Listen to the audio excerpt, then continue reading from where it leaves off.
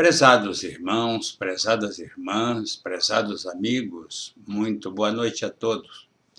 O estudo desta noite é sobre o capítulo 17º de O Evangelho segundo o Espiritismo, o que é, explicando o mesmo próprio Evangelho do Cristo, visto, analisado, interpretado à luz da doutrina espírita. Não é um evangelho diferente dos demais, e sim apenas visto com uma visão diferente. Então, o capítulo 17º, proposto para esta noite, para este estudo, tem o título Sede Perfeitos. Os caracteres da perfeição. Consta que Jesus teria dito: sede perfeitos como vosso Pai Celestial é perfeito. Essas palavras, levadas ao pé da letra, não exprime, não expressa a realidade que entendemos. Deus é único. Deus é o Criador de todas as coisas e de todos nós. Então, a nossa perfeição não será jamais, eu entendo assim, a perfeição de Deus. Mas para o Espírito existe uma proposta de perfeição que irá ser atingida quando ele eliminar todas as suas dificuldades pessoais, como espírito imortal que é, atingindo assim a condição de um espírito puro, o que seria a perfeição relativa ao espírito. Mas o estudo que nos propusemos esta noite vai nos informar quais são os caracteres de um homem de bem. Algo ainda bastante raro em nossa evolução atual, o planeta em que habitamos, que conheceu unicamente Jesus como o Espírito perfeito que a habitou, que é o governador do nosso sistema, não é? Então, esse é um espírito perfeito, chegando, à perfeição. Mas nós podemos ir degrau a degrau, avançando nessa escalada evolutiva, ganhando a perfeição relativa ao espírito, voltamos a insistir, em cada reencarnação, em cada estágio entre uma reencarnação e outra, onde vamos alijando de nós as imperfeições e nos aperfeiçoando gradativamente. Não se faz isso de um momento para o outro. É uma longa caminhada que beira os milênios e milênios, algo assim que nós não temos como dimensionar, que também vai depender do esforço de cada um. Mas vejamos quais são os caracteres do homem de bem, que, como dissemos, deve ter havido muitos aqui entre nós na Terra. Talvez não os tenhamos conhecido, exceto Jesus, mas que nós podemos imaginar, pelo menos, como seria esse homem, qual seria o caráter desse homem. E neste capítulo nós vamos encontrar essa orientação. Eu vou pedir licença a vocês para enumerar as condições de um homem de bem. Acompanhem e nós vamos ver que ainda estamos longe desse patamar. Mas é ele o nosso destino. Fomos criados, como disse Jesus, vós sois deuses.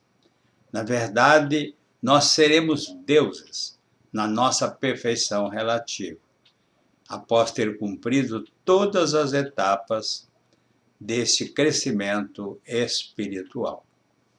Então ele diz assim para a nossa lição de hoje, que o verdadeiro homem de bem é aquele que pratica a lei de justiça, de amor e de caridade em sua maior pureza. Daí já dá para perceber que nós temos grande dificuldade ainda na prática da justiça, do amor e da caridade na sua pureza. Então estamos bastante atrasados nessa escalada evolutiva. Quando interroga sua consciência, o homem de bem, a respeito de seus próprios atos, pergunta-se se não violou essa lei, se não fez o mal, se fez todo o bem que podia, se negligenciou conscientemente uma oportunidade de ser útil, se alguém tem do que se queixar dele, enfim, se fez ao outro tudo o que queria que se fizesse por ele. Santo Agostinho nos recomenda que a cada dia façamos um exame de consciência ao final do dia, ao nos dirigirmos para o repouso físico, perguntando a nós mesmos: o que eu fiz de bom no dia de hoje? Quantas oportunidades de praticar o bem eu aproveitei? Quantas vezes eu neguei a alguém algo que eu poderia ter oferecido? Fazendo este autoexame, nós vamos nos corrigindo, vamos descobrindo razão para nos corrigirmos, porque a nossa consciência, onde está escrita a lei de Deus, vai nos dizer o que devemos fazer na outra oportunidade, no dia seguinte. Se eu errei hoje, posso me corrigir amanhã.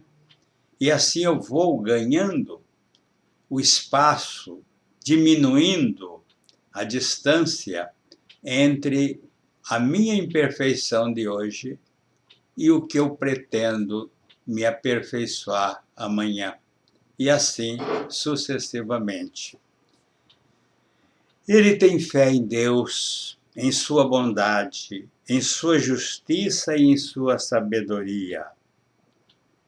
Sabe que nada acontece sem sua permissão e submete-se à sua vontade em todas as coisas. Nós já temos esta condição, temos esta confiança em Deus de que tudo está sob a coordenação divina, ou muitas vezes vacilamos e desacreditamos que realmente isso seja uma realidade. Tem fé no futuro e por isso que coloca os bens espirituais acima dos bens temporais. A grande recomendação: não ajunteis tesouros na terra onde a traça e a ferrugem consome.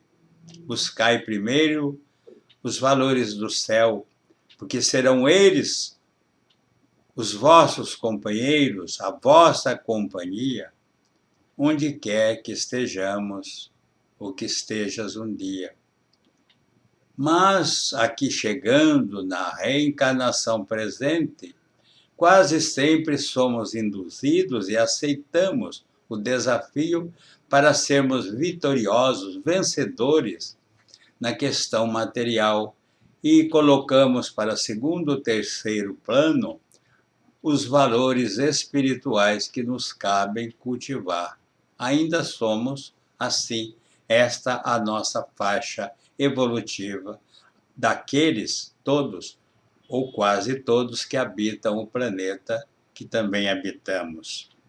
Sabe que todas as vicissitudes da vida, todas as dores, todas as decepções são provas ou expiações e as aceita sem reclamar.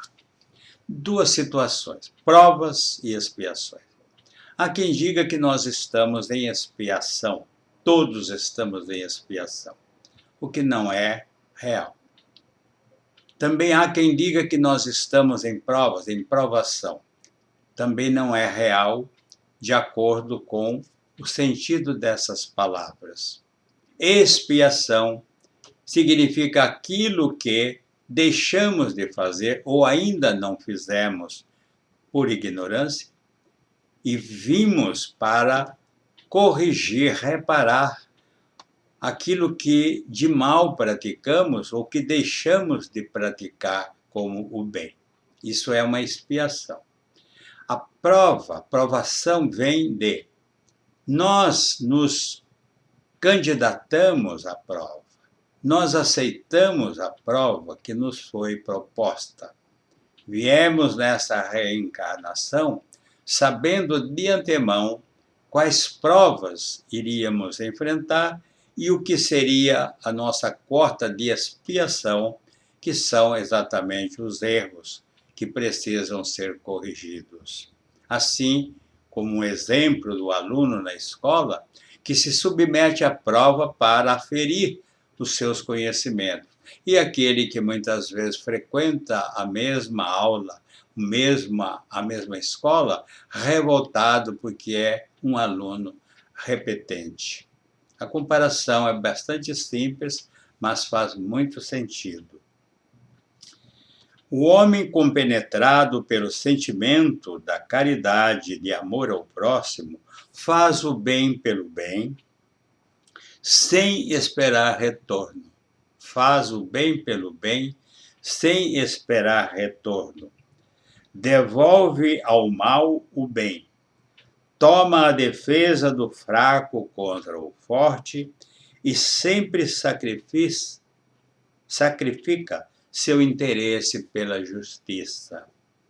Não é bem o que nós vivenciamos no dia a dia. Daí a nossa inferioridade ainda no quesito evolutivo. Todos passamos por essa feira de experiências para adquirirmos o aprendizado e o aperfeiçoamento, para que um dia nos tornemos um homem de bem, com os caracteres definidos segundo as leis divinas e os mandamentos que nos cabem cumprir. Ele se satisfaz com os benefícios que espalha, com os serviços que presta, com os que torna felizes, com as lágrimas que seca, com as consolações que leva aos aflitos. Seu primeiro momento é de pensar nos outros, antes de pensar em si mesmo, de ir atrás do interesse do outro antes do seu próprio. O egoísta, ao contrário, calcula os proveitos e as perdas de toda a ação generosa. Então, está aí a nossa proposta, baseada na orientação espiritual de como vamos atingir a condição de homens de bem. Ainda estamos bem distantes desta classificação, mas estamos a caminho. A cada dia ganhamos algo a nosso favor quando vamos deixando o egoísmo invadir a nossa vida e nos tornamos mais solidários, mais prestativos, mais atenciosos para com todos aqueles que nos cercam, sem esquecer aí da nossa fidelidade ao programa de evolução para esta reencarnação que nos foi concedida. Então, vamos caminhar um passo por dia, mas nunca parar, porque é assim que nós vamos atingir a condição de um homem de bem. Jesus nos abençoe e permaneça conosco.